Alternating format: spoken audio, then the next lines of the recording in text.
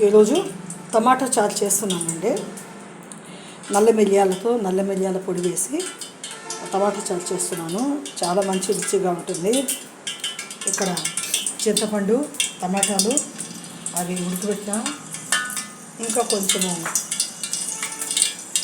మిక్సీలో కొట్టాలని చెప్పి ఇలా తీసి పెట్టాను.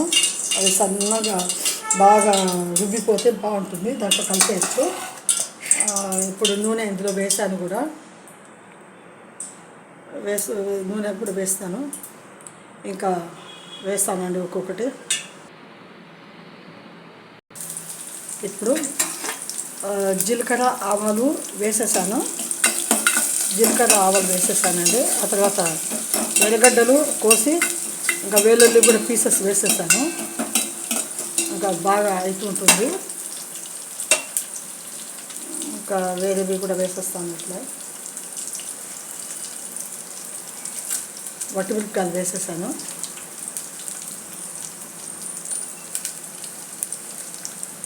కరివేపాకు వేసేసాను.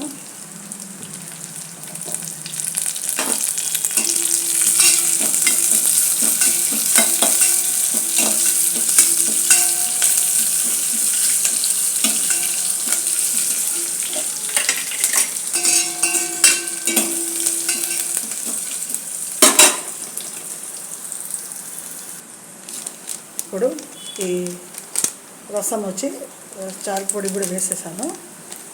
ఇంకా బాగా ఉడుకుతున్నాయి.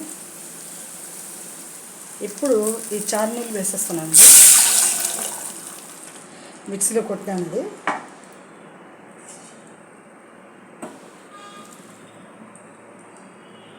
మిక్సీలో కొట్టాను.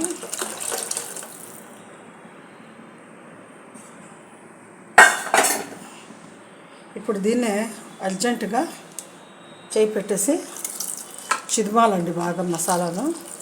ఎప్పుడు అట్లే తిరువాత వేసి పెట్టకూడదు. బాగా ఇలా చిదిమాలి.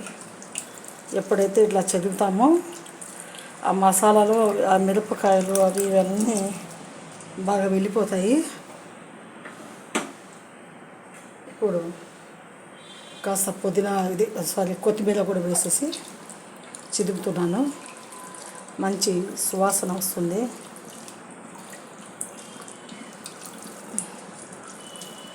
మంచి సువాసన వస్తుందండి.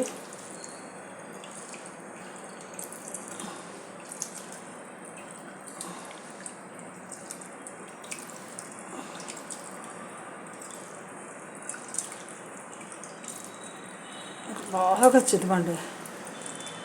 ఎంత బాగా చిదిమితే అంత మంచిది. ఎందుకంటే బాగా ఇందులో కలిసిపోతుంది మసాలా అంతా.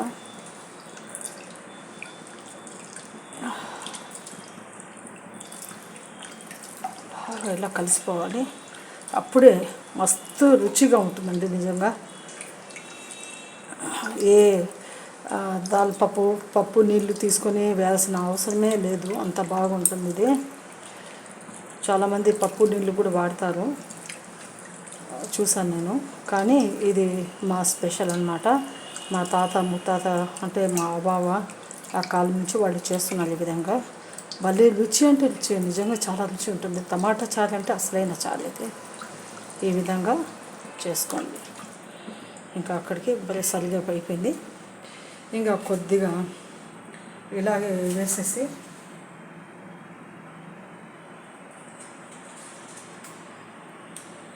కొద్దిగా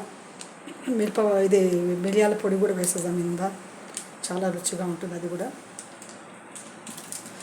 కొంచెం కారంగా బాగా మంచి రుచి వస్తుంది. నోటికి కారంగా ఉండాలంటే, బాగా పుల్లగా ఉండాలంటే ఇది ఒక్కటి చేసుకుంటే సరిపోతుంది. Please like my channel, subscribe చేయండి. ప్లీజ్ సబ్స్క్రైబ్ చేయండి. దయచేసి నాకు సహాయం చేయండి.